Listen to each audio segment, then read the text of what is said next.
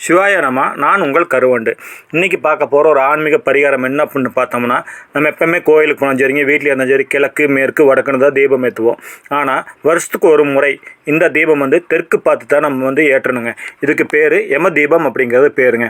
இதை நம்ம என்ன பண்ணுறோம் அப்படின்னா, தீபாவளிக்கு முன்னத்த நாள், அதாவது தீபாவளி திங்கக்கிழமை வருதுன்னா, நீங்கள் ஞாயிற்றுக்கிழமை மாலை 5:30 6 மணிக்குள்ளே வீட்டில் தெற்கு பகுதியில் நிலப்பகுதியாக இருந்தால் ஒரு ஹைட்டான ஒரு மேடை பகுதி மாதிரி ரெடி பண்ணிக்கோங்க. அதாவது செங்கலோ ஏதாவது ஒன்று வச்சு ஹைட்டை ஏற்றிக்கிங்க. அது மேலே 5 கார்த்திகை விளக்கை வச்சு நல்லெண்ணெய் ஊற்றி திரி போட்டு அது விளக்குக்கு பின்புறம் இருந்து நம்ம அது விளக்கேற்றணுங்க.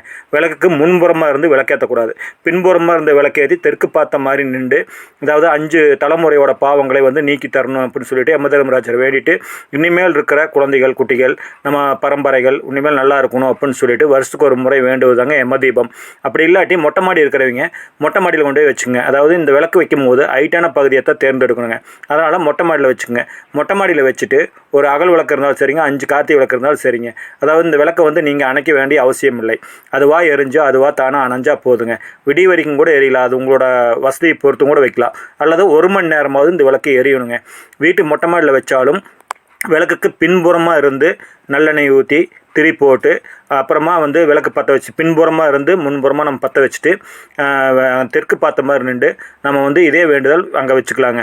அதாவது வசதி இருக்கிறவங்களுக்கு மொட்டை மாடி, வசதி இல்லாதவங்க என்ன பண்ணணும் அப்படின்னா, கீழே நிலப்பகுதியில் ஒரு மேடான ஹைட்டாக பண்ணிக்கங்க. தெற்கு பகுதியில் தான் பண்ணணும். அதாவது நம்ம வீட்டுக்கு தெற்கு திசையில் தான் பண்ணணும். அது முக்கியங்க. தெற்கு பார்த்த மாதிரி தான் விளக்கும் இருக்கணும். விளக்குக்கு பின்புறம் இருந்து தான் நீங்கள் விளக்கேற்றணும். விளக்கேற்றிட்டு 5 தலைமுறை பாவத்தை நீக்கி கொடுத்துட்டு இனிமேல் வர தலைமுறைகள் நல்லா இருக்கணும் அப்படின்னு சாமி வேண்டிக்கிறது தாங்க. வருஷத்துக்கு ஒரு முறை செய்கிற தீபம் தான் யம தீபம் அப்படிங்கிற பேர். இது வருஷத்துக்கு ஒரு முறை மட்டும்தான் செய்யணும். மற்ற காலங்களில் செய்ய மாட்டாங்க, செய்யவும் கூடாதுங்க.